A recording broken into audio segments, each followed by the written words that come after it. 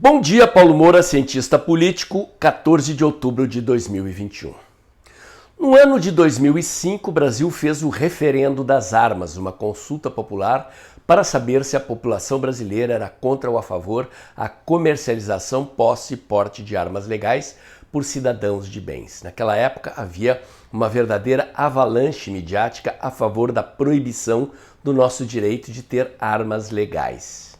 No entanto, quando as urnas do referendo se abriram, o resultado foi absolutamente contrário ao que defendia a mídia e ao que diziam as pesquisas. O que aconteceu naquela época?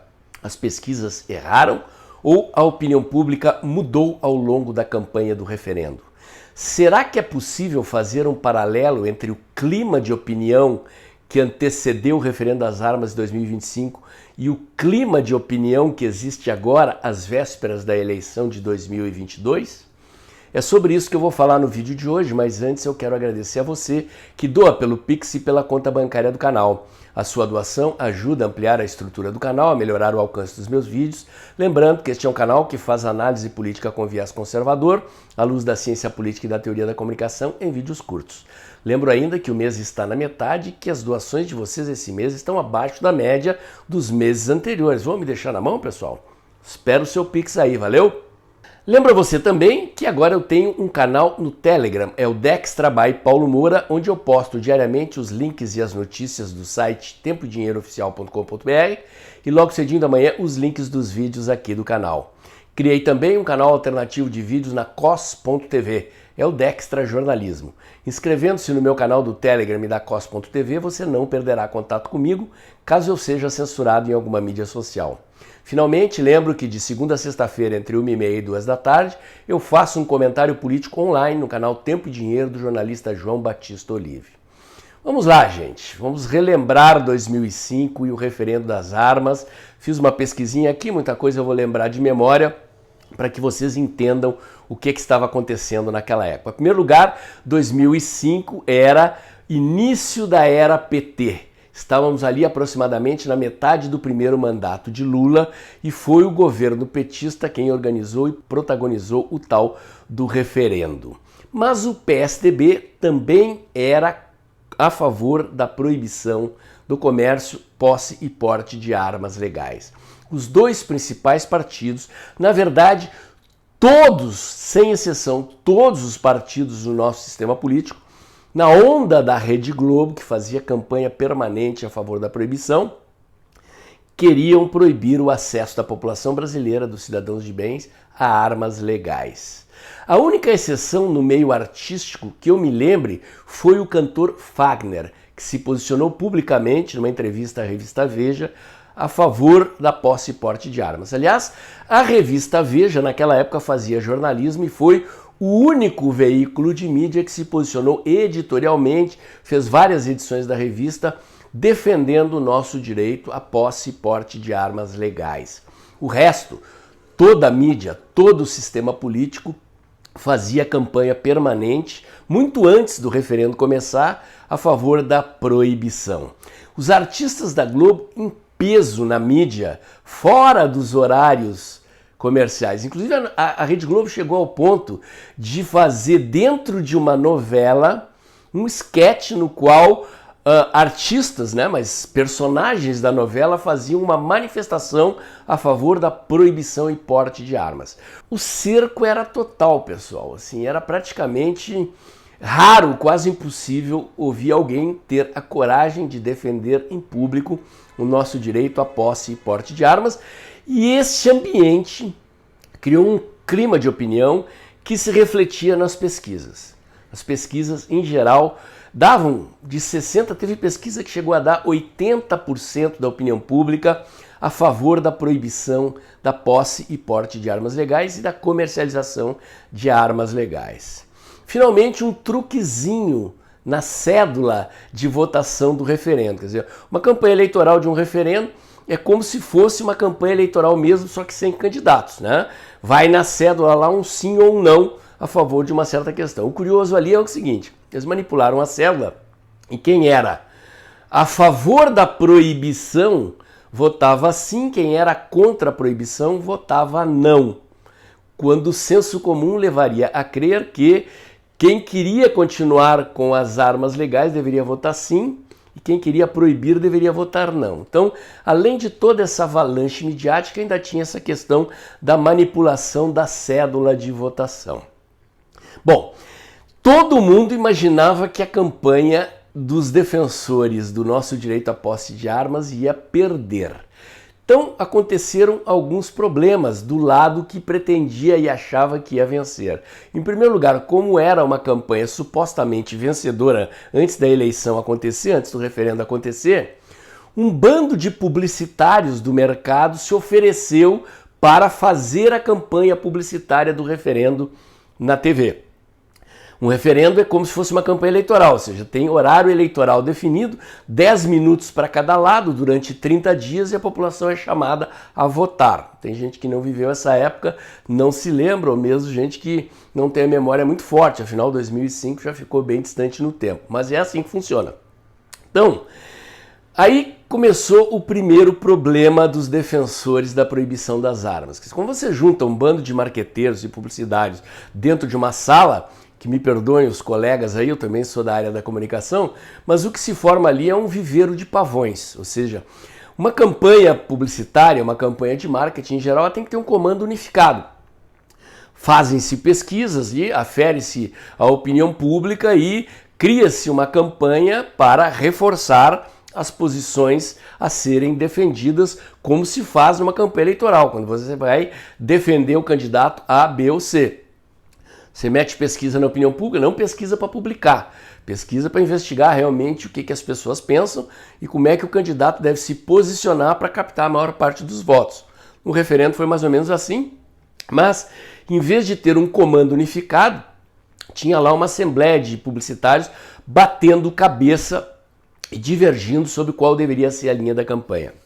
O segundo problema dos defensores da proibição das armas foi um erro de diagnóstico. Eles nos viam, ou seja, viam as pessoas que defendiam o direito, defendem até hoje o nosso direito à posse e porte de armas, como um bando de radicais, fanáticos, direitistas a favor da morte, e que o pessoal que ia defender o referendo na nossa posição viria com uma campanha sensacionalista, tipo aqueles programas de jornalismo que a gente espreme e sai sangue, mostrando polícia perseguindo bandido, violência, enfim, uma campanha publicitária de estilo populista. E aí eles erraram, quer dizer, quando você erra o diagnóstico, você erra a linha estratégica da campanha. Os defensores da posse e porte de armas montaram a campanha em cima de vários argumentos extremamente simples, fáceis de entender e bastante racionais, assimiláveis por qualquer pessoa. Eu acredito que o argumento mais sólido e mais consistente que foi utilizado baseava-se no seguinte raciocínio: o governo, a polícia, não nos garante a segurança pública. Nós temos assegurado na Constituição o direito a comprar armas legais, a ter armas legais em casa e, sob certas condições, inclusive a portar a arma. Se tivermos bons antecedentes, fizermos um teste psicológico, provarmos que temos aptidão para usar a arma, podemos ter porte de arma e posse de arma. Por que abrir mão desse direito? Mesmo que eu não queira ter arma agora, e se eu precisar ter no futuro? E se eu quiser ter no futuro? Então, o outro lado, os defensores da proibição foram surpreendidos, porque este argumento seduziu a opinião pública. Então, eu defendo a tese, a ideia de que não necessariamente as pesquisas estavam erradas na primeira etapa da campanha. Por quê? Porque a opinião pública estava sendo sistematicamente bombardeada há mais de um ano pela Rede Globo, por quase todos os veículos de comunicação da mídia, pelo governo de plantão, que era petista, pelo governo anterior, que era dos tucanos, por todos os políticos que eram entrevistados pela mídia, por todos os artistas da Globo, quase sem exceção, defendendo a proibição da comercialização, posse e porte de armas. Naquela época, gente, a internet não tinha nenhum pingo da relevância que ela tem hoje. Então a capacidade dos defensores do nosso direito à posse de armas estava praticamente neutralizada. Não havia espaço na mídia para defender estas posições até que começa o horário eleitoral gratuito da campanha do referendo. 10 minutos para cada lado. Os defensores da proibição erram o diagnóstico e erram a linha estratégica da campanha de comunicação. Os defensores do nosso direito à posse e porte de armas acertam a estratégia, acertam o diagnóstico, acertam a linha de comunicação e quando as urnas se abrem, dá 60 a 40 a favor do nosso direito à posse, porte e comercialização de armas legais.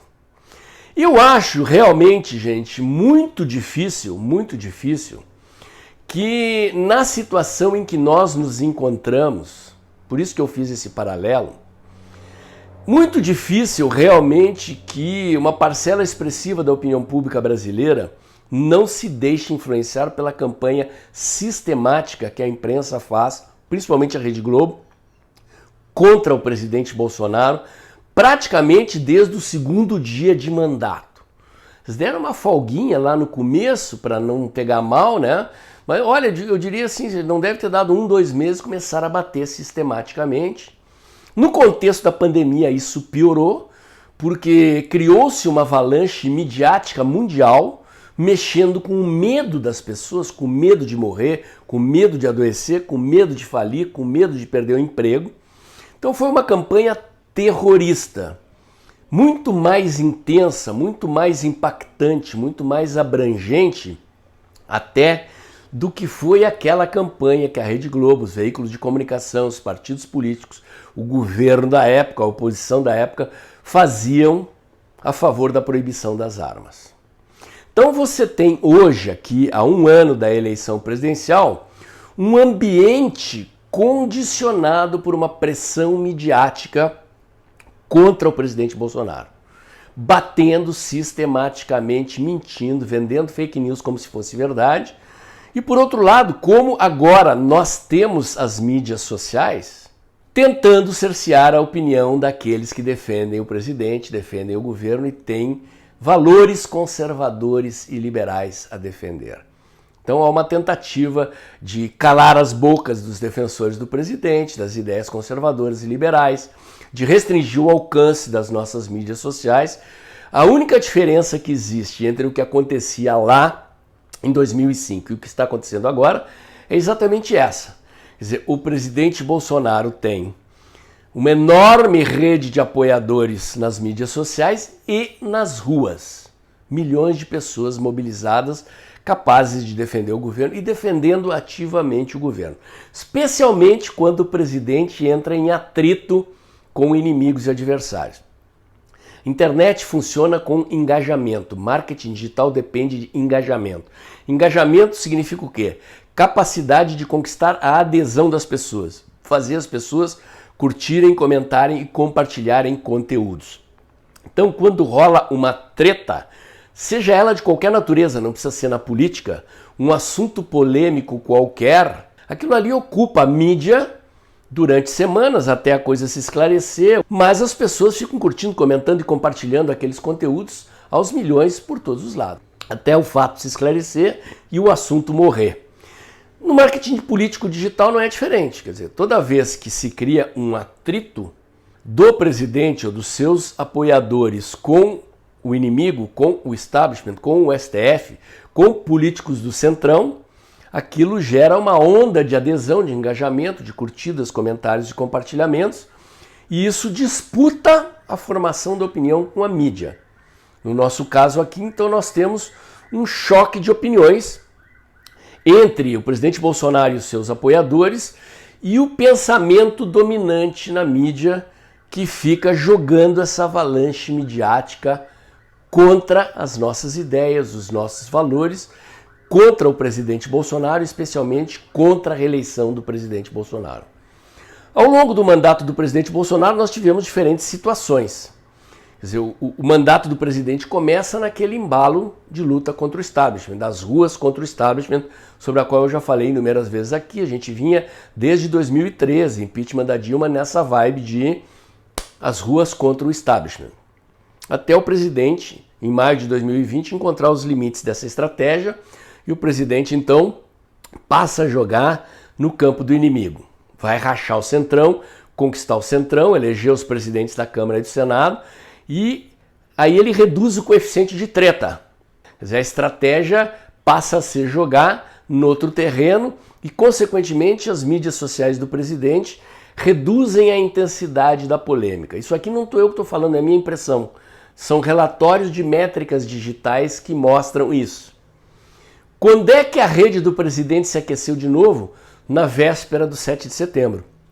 Quando o presidente, então, entrou em forte atrito com o TSE e o STF em torno da questão do voto auditável. Pois é, aí é que está a questão. Então, a mobilização de 7 de setembro foi exatamente isso, uma espécie de um test drive do que vai acontecer em 2022.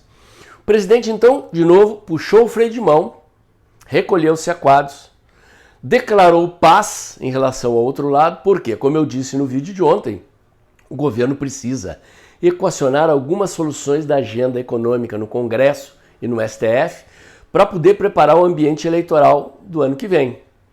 Nós estamos numa situação de crise energética, crise hídrica no Brasil, uma crise energética mundial, problema com inflação mundial, com reflexos no Brasil, riscos de desabastecimento de alimentos, já está acontecendo em alguns países do mundo, notadamente na Inglaterra, mas como a China está suspendendo ou reduzindo o fornecimento de insumos para a produção de adubos, isto vai impactar a safra do agronegócio desse ano e, consequentemente, as prateleiras dos supermercados e os preços do ano que vem.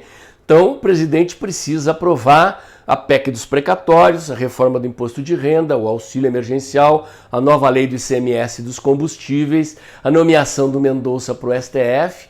E quando o presidente entra em atrito com o sistema paralisa. Então o presidente precisou decretar paz para aprovar estas questões no parlamento, de tal maneira a melhorar o humor dos eleitores para a eleição do ano que vem. Obviamente, no momento que o presidente cessou o atrito, declarou paz após 7 de setembro, embora muita gente não tenha gostado, muita gente se decepcionou, cai o coeficiente de atrito e de treta nas mídias sociais, cai a intensidade do engajamento. Repito, não sou eu que estou dizendo isso, são relatórios de métricas digitais. Relatórios de métricas digitais não são pesquisas de opinião, não é estatística com questionário feito com quem está navegando na internet, certo? Existem softwares, aplicativos, algoritmos que medem a quantidade de comentários, curtidas, compartilhamentos, enfim, do engajamento nas redes sociais do presidente, dos outros candidatos, assim como se faz em marketing comercial para testar o resultado da publicidade das empresas e das marcas nas mídias sociais. Mas, como eu disse, 7 de setembro foi um test drive da campanha eleitoral. Então o presidente agora ele precisa, nos próximos meses, resolver esses problemas no Congresso Nacional para poder armar de novo a grande treta de 2022, que é a treta Bolsonaro contra Lula. Eu tenho certeza que em 2022, em se tratando de uma campanha de Bolsonaro contra Lula, o exército do presidente, que foi às ruas no 7 de setembro, vai se mobilizar de novo contra o Lula. Mas eu acho que as pesquisas neste momento podem estar, assim como estavam lá no referendo das armas, impactando a opinião pública. O que as pessoas precisam entender é o seguinte: uma das funções da pesquisa publicada não é fazer um raio-x da opinião pública, é produzir uma manchete que influencia a opinião pública. Ou seja, as pessoas, em grande parte, veem o resultado da pesquisa e dizem: o Lula vai ganhar, Bolsonaro vai perder. Todas as pesquisas estão dizendo isso. Para que isto serve? Para baixar a moral do nosso lado, elevar a moral do lado de lá e influenciar uma enorme camada da opinião pública que tem informação de baixa qualidade. O público aqui do meu canal, o público dos canais conservadores nas redes sociais, o público que apoia o presidente Bolsonaro é um público conservador e politizado, com um grau de informação mais elevado do que a média da opinião pública brasileira. Mesmo assim, às vezes eu dou informações aqui nos meus vídeos e eu percebo que as pessoas ficam surpresas porque não tinham percebido coisas que estão no noticiário. É que eu tenho uma disciplina de analista todos os dias de manhã, além de viralizar meus vídeos nos grupos de WhatsApp, nas redes sociais, eu tenho uma lista de sites de notícias favoritados no meu navegador e eu vou passando por um, leio tudo que é notícia de política, de economia, de cenário internacional. Agora muita coisa do agronegócio, porque eu estou participando lá do canal Tempo e Dinheiro do jornalista João Batista Olive. E o trabalho de análise consiste em exatamente isso, quer dizer, você seleciona as notícias, agrupa as notícias, estabelece conexões entre coisas aparentemente desconexas e entrega para vocês uma análise, que é o resultado da observação dos dados e informações colhidas nesse grande atacado que é o noticiário nacional. É assim que funciona também a elaboração de estratégias. Você tem que medir o clima de opinião, acertar no diagnóstico, coisa que os caras do lado de lá no referendo das armas erraram, traçar uma estratégia para influenciar a opinião pública, começar uma campanha eleitoral. A campanha eleitoral começa, mas ela não começa falando sozinha. Há um entrechoque de opiniões. Há outros candidatos fazendo campanha tentando convencer os eleitores.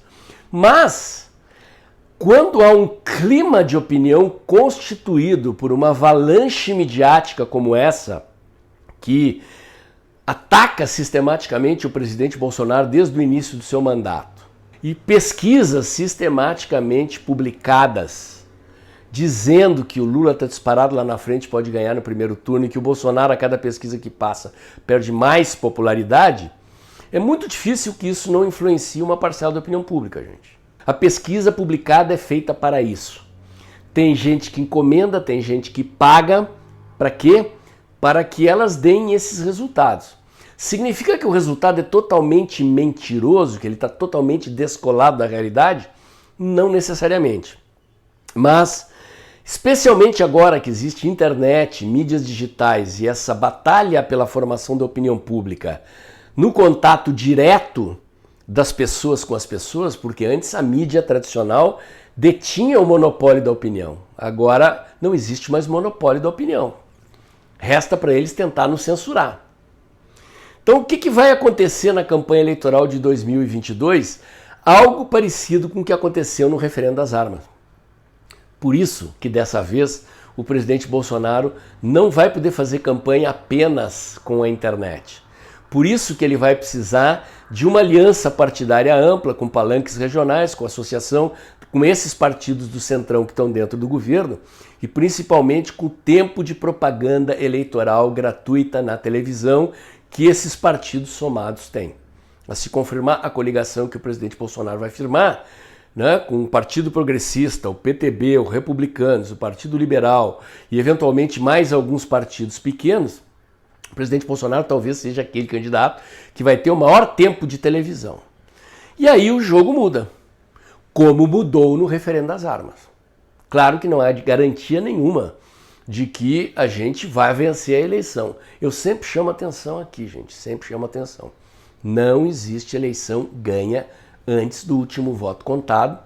Nós vamos ter que ir para a rua, vamos ter que ir para as mídias sociais, vamos ter que escolher bem candidatos a deputado, a senador, e fazer uma baita campanha a favor do presidente Bolsonaro, porque vai ser a mãe das batalhas. Porque vai ser, de novo, todo mundo contra nós, todo mundo contra o presidente Bolsonaro. Grana, informação manipulada, avalanche midiática. O presidente Bolsonaro não vai enfrentar só o Lula, vai enfrentar de novo todo o establishment, e eu diria inclusive um establishment global. A mídia internacional, o capital financeiro internacional, os globalistas todos, as big techs das mídias sociais, todas querem ver o presidente Bolsonaro derrotado. Mas o que vai se constituir às vésperas da eleição de 2022, com o horário eleitoral gratuito e com a nossa tropa, o nosso exército mobilizado, fazendo campanha nas ruas e nas mídias sociais, é um relativo equilíbrio de forças do nosso lado contra o lado deles. E aí o jogo muda. Espero ter sido didático, ter sido explicativo o suficiente para vocês entenderem por que as pesquisas são feitas dessa forma, gerando as manchetes que geram, e por que elas, sim, apesar de você não acreditar, elas influenciam a opinião de muita gente. É por isso que os caras gastam dinheiro fazendo pesquisa e publicando pesquisa. Mas não significa que o jogo está perdido, assim como não significa que o jogo está ganho. O que vai acontecer é que nós vamos ter um jogo relativamente mais equilibrado com as armas que teremos, que são o nosso poder de fogo nas mídias sociais e nas ruas, isso nós já temos, mas uma aliança partidária consistente, sólida em torno do presidente Bolsonaro e bastante tempo de propaganda no horário eleitoral gratuito de televisão. O vídeo de hoje era esse. Se você gostou, curte, comenta, compartilha, bota o dedãozinho lá, aperta o sininho para o YouTube avisar você quando tem vídeo novo no canal, inscreva-se aqui no meu canal, inscreva-se também no meu canal Telegram, Dextra by Paulo Moura, no canal alternativo de vídeos da cos.tv, o Dextra Jornalismo. Lembre-se do meu comentário diário de segunda a sexta-feira entre 1h30 e 2 da tarde no canal Tempo e Dinheiro do jornalista João Batista Olive, comentário online em cima do fato. E lembre-se, gente, de doar pelo Pix do canal. Já disse lá no início do vídeo, estou preocupado com vocês. Estão muito pão duros. O que está acontecendo? Lembre-se que a independência das opiniões e informações desse canal depende do suporte financeiro que você me dá.